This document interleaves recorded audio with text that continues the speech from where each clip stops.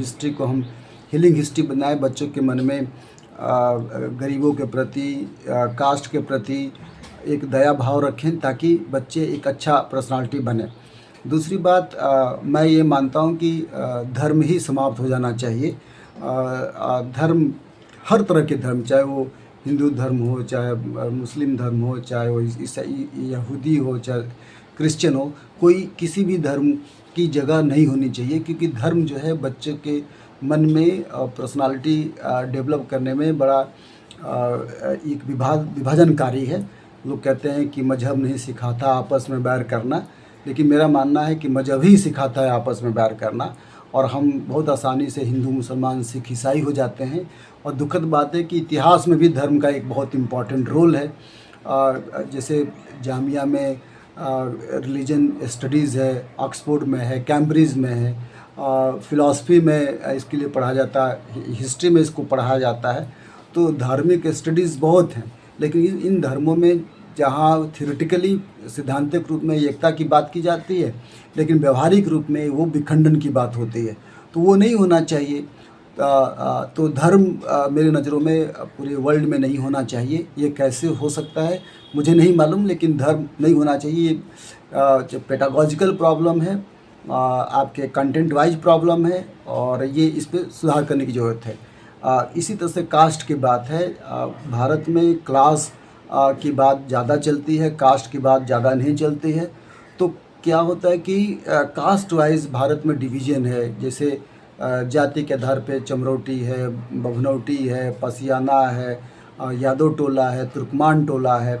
ये एक पूरे गांव में एक विभाजनकारी है। मैंने इस पे पीआईएल दाखिल करने की कोशिश की थी, किसी कारणवश सफल नहीं हो पाया।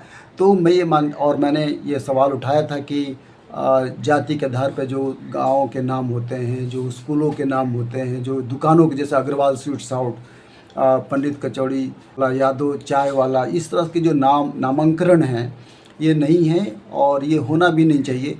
जैसे हुंडा है, हुंडा भी एक जाति है, मारवाड़ी है, ये इस तरह से शामिल हो गया है।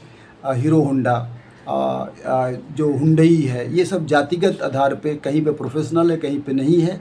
तो ये जो बंसल है, अग्रवाल है, ये सब बिल्कुल नहीं होना चाहिए। लेकिन दुखद बात है, जैसे पॉलिटिकल में भी देखिए कि अब की बार मोदी की सरकार, यह सवाल मैं शिमला एडवांस स्टडी में मेरे मेरे सीनियर हैं राजेश जोशी से जब मैंने किया कि अब की बार मोदी की सरकार, जब लोग कहते हैं तो किसी को बुरा नहीं लगता, और जब मैं कहूँ कि अब की बार चमार की सरकार, तो सबको बुरा लगने लगता है।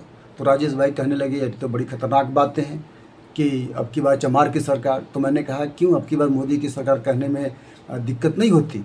तो हम बार बार कहते हैं मोदी की सरकार, मोदी की सरकार। मोदी तो जाति है, Modi is not a person. लेकिन हम मोदी के बहाने नरेंद्र मोदी की बात करने लगते हैं। मोदी मतलब नरेंद्र, इस तरह से बात। तो जाति की बात तो है ही है। कितने आसानी से हम कह देते हैं कि कौन बोल रहे हैं, यादव साहब आए थे, अरे पंडित जी आए थे, अरे ठाकुर साहब आए थे, बाबू साहब आए थे। लेकिन जब सो कॉल्ड लोअर शब्द भी गलत है। जब हम लोअर की बात करते हैं तो मेरा नाम क्या, विक्रम आए थे, ये नहीं कहेंगे कि हरिजन आए थे, ये नहीं कहेंगे चमार आए थे। तो यहाँ पे इस तरह की बातें होने लगी। तो मेरा मानना है कि चाहे पासवान कहिए, चाहे यादव कहिए, चाहे पंडित जी कहिए, ये सब गलत है, ये सब नहीं होना चाहिए। लेकिन चूँकि पूरे समाज में इस तरह की बातों को जनरलाइजेशन कर लिया गया है, सामान्यीकरण कर दिया गया है, तो लोग इसको कह रहे हैं और कर रहे हैं। तो एक जाति का सवाल भी गलत है।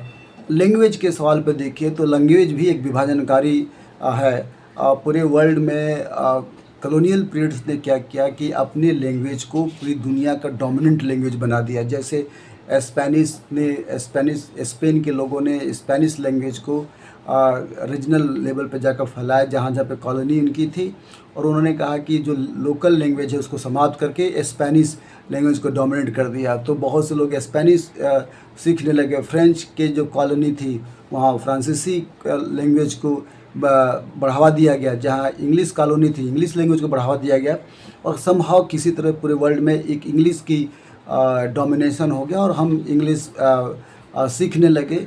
और मैं तो दलित समाज से हूँ, तो मैं तो इंग्लिश लैंग्वेज को प्रेफर भी करता हूँ। मैं तो ये भी कहता हूँ कि इंग्लिश हमारी लिबरेशन की भाषा है। लेकिन अगर हम ओवरऑल बात करें तो ये इंग्लिश लैंग्वेज के डोमिनेशन है, इसकी वजह से दूसरे लैंग्वेज पे प्रभाव पड़ा। अब भारत में हिंदी इंग्लिश का प्रॉब्लम है। अब आरएसएस की सरकार कहती है कि हमें हिंदी पढ़ना चाहिए।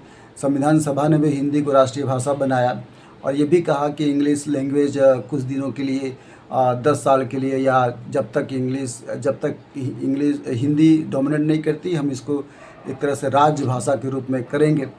और आपको पता है कि supreme court, high court, lower का सब जगह की भाषा इंग्लिश की भाषा है, भले हम हिंदी मनाते रहें। और मेरा भी मानना है कि इंग्लिश इसलिए होना चाहिए कि पूरे देश की जितनी भी बड़ी पर्सनालिटी उनके बच्चे इंग्लिश मीडियम में पढ़ते हैं, आरएसएस के खासकर, और चाहे बीजेपी के, चाहे किसी भी पॉलिटिकल पार्टी के, और हमारे आम लोगों से कहते हैं कि आपको हिंदी सीखना चाहिए ताकि वो हिंदी सीख करके उनको कभी नौकरी न मिले।